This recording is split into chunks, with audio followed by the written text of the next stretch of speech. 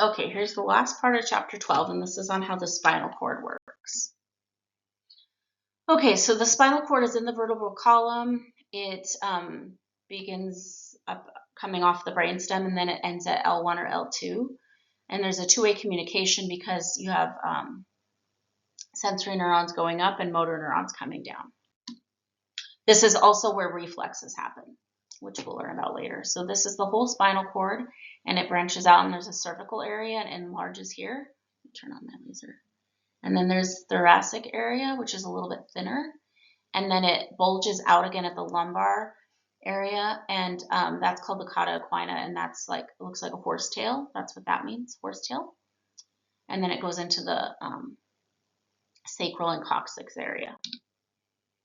Okay, so it's protected by bone meninges and cerebrospinal fluid. It has spinal dura mater, and it does not attach to the vertebrae. It's just in that space. There's fat and cushioning and cerebrospinal fluid, and if they need to sample it, they do a lumbar puncture or tap, and they do that between L1 and L2. So you can look at the picture and see where that is.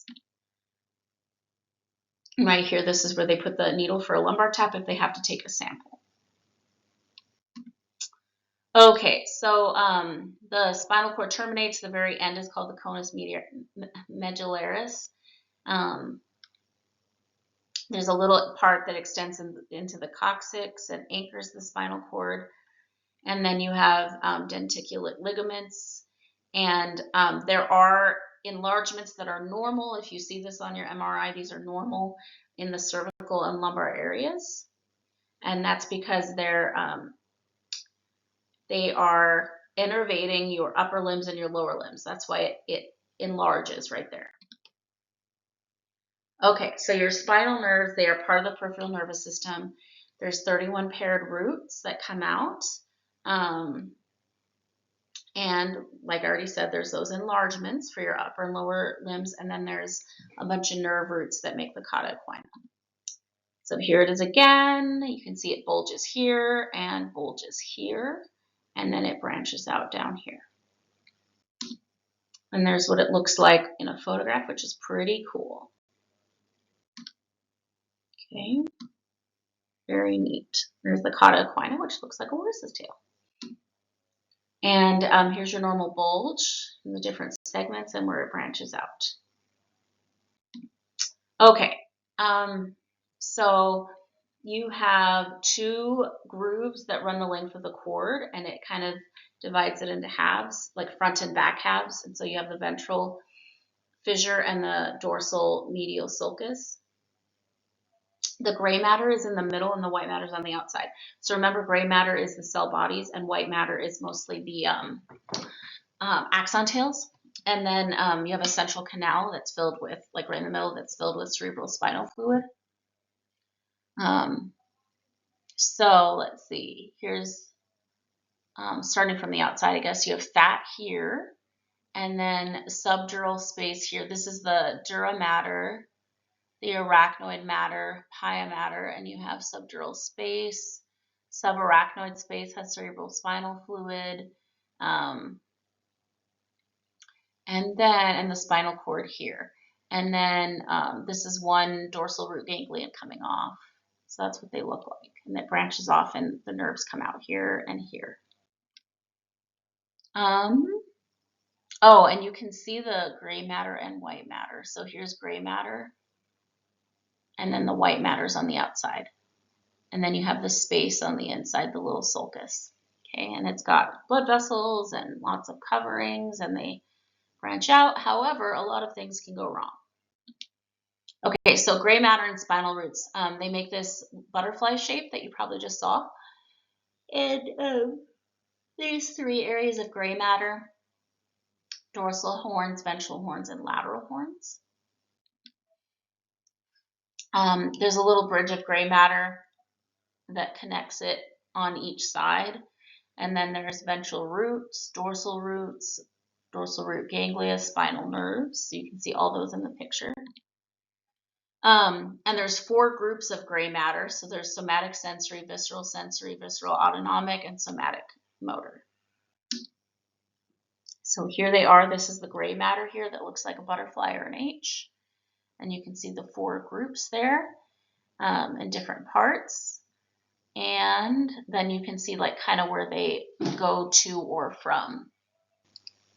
So the way the signal would go would be somatic sensory and then back this way to your motor response. And these are interneurons here in the middle. Okay, then the white matter is on the outside of that little butterfly. And this is the axon tails. That's the white matter. We learned that before. They can be myelinated or non-myelinated.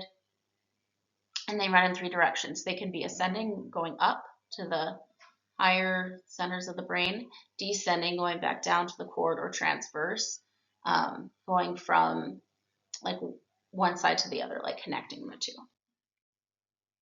There's 3 columns of white matter: dorsal, lateral, and ventral. Let's see. And so here it is: dorsal, lateral, and ventral. Those are the 3 like sections of white matter. So dorsal is here, and then lateral, and then ventral's down here. These are ascending tracts and descending tracts. They're going to be in slightly different areas, but this is all the white matter. Okay, if people have spinal cord injury, remember, well, I don't know if we've learned about this yet, but peripheral nerves are more likely to repair than central nervous system nerves. Generally, central nervous system is amitotic. Peripheral might heal. But if you have injury to your spinal cord, there's a pretty big chance that you could lose sensory function or motor function. Sensory function is called paresthesias, and paralysis is motor function. And there's 2 types: flaccid or spastic. So either you're not able to contract your muscles or they stay contracted. So flaccid paralysis, severe damage to the ventral root or ventral horn cells. Impulses don't reach the muscles, you have muscle atrophy. And then spastic paralysis is damage to the upper motor neurons. So your spinal neurons remain intact. Your muscles are stimulated to contract. You don't have control over them, but they stay contracted. So if there's a cross-sectioning in your spinal cord, it can result in paraplegia, which is if there's transection between T1 and L1 somewhere in there. And then quadriplegia is if your transection happens in the cervical region. Poliomyelitis is another disorder that can happen due to that virus, the poliovirus, and that can cause muscle atrophy. If you have paralysis of your respiratory muscles or your heart, it can also cause death. Amyotrophic lateral sclerosis or Lou Gehrig's disease, ALS, is a terrible nervous system disorder, and it is caused by destruction to the ventral horn motor neurons and your pyramidal tract.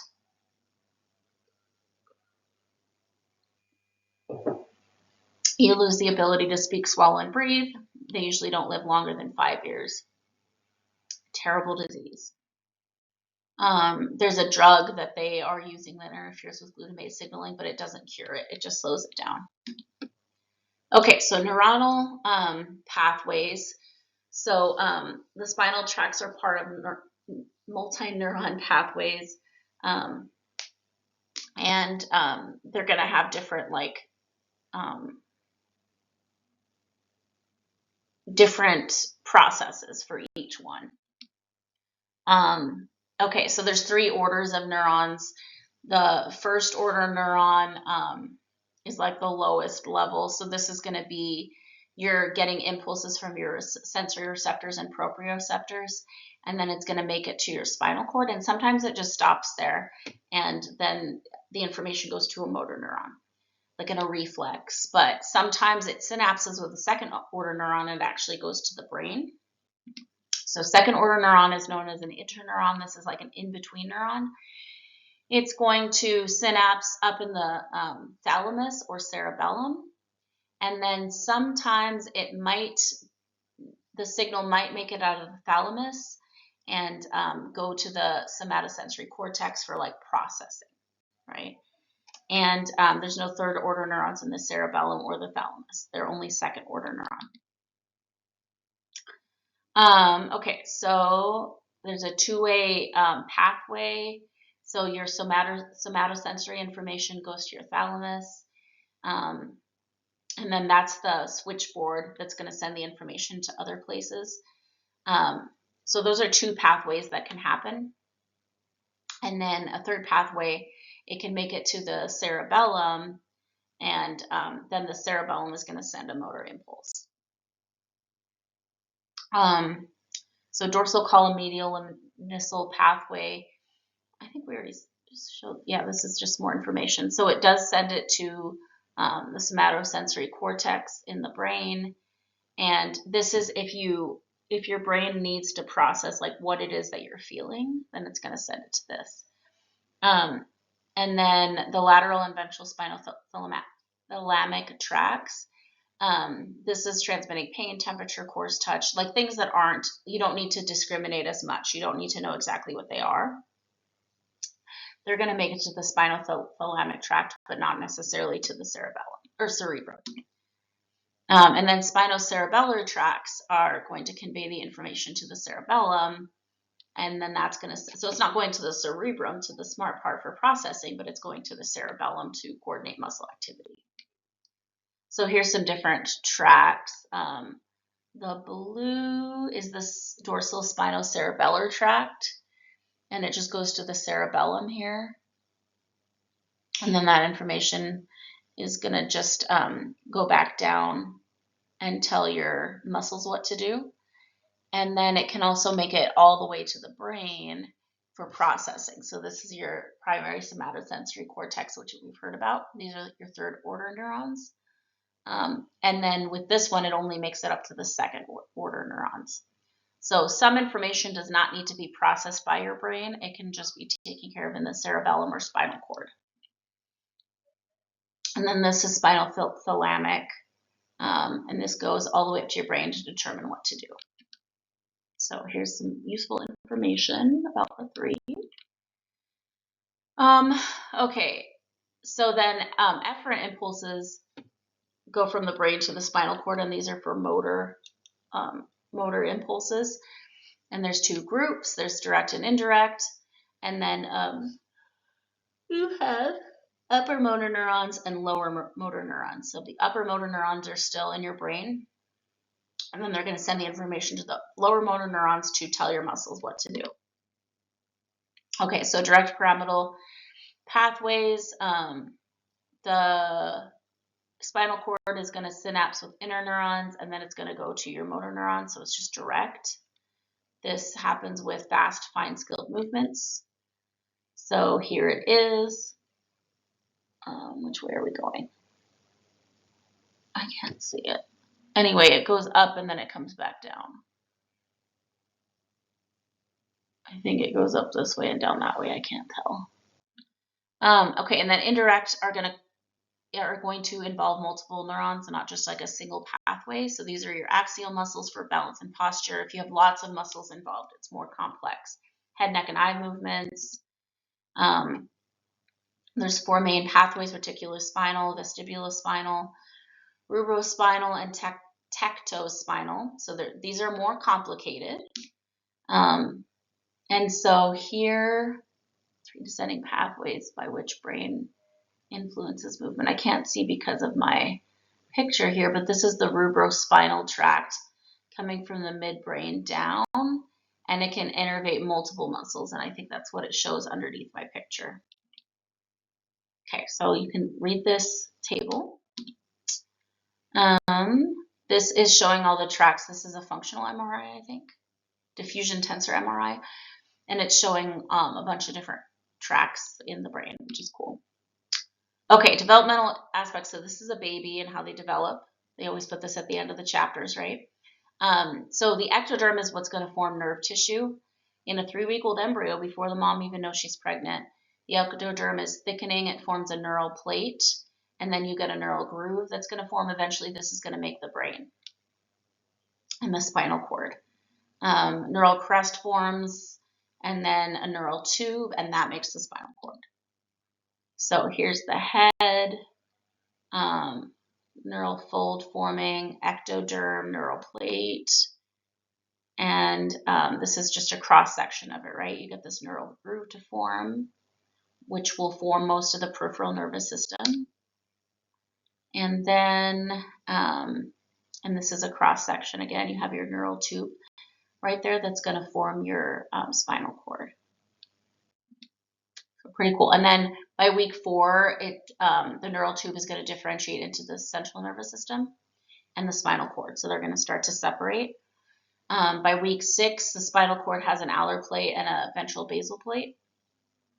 Alar plate becomes interneurons, basal plate becomes motor neurons, neural crest forms from the dorsal root ganglia.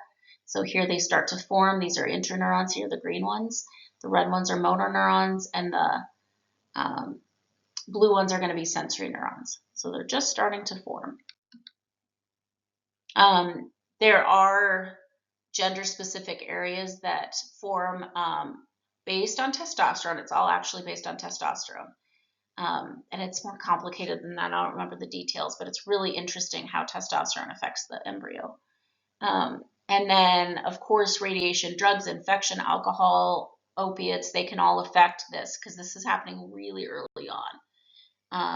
Smoking decreases oxygen in the blood, can cause damage. So a lot of these features are super critical at this small window in time.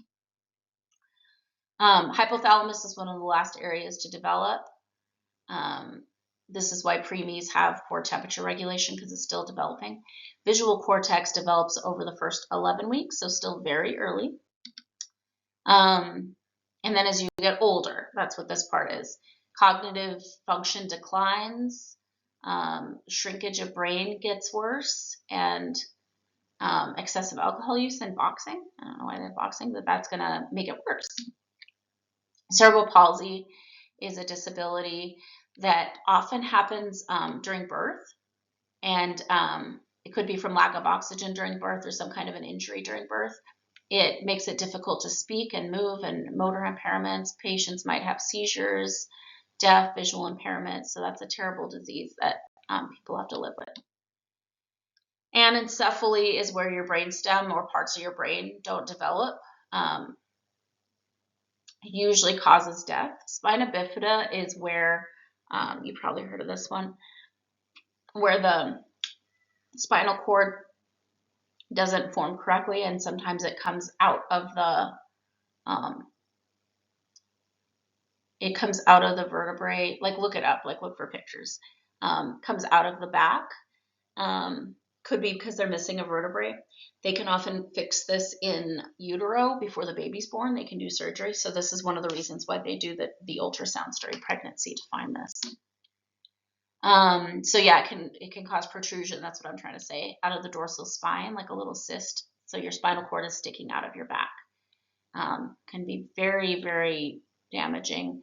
Usually caused by a lack of folic acid. This doesn't happen in the US as much because we're eating more folic acid in our diet. So, but it can be really terrible for those babies. And that's it.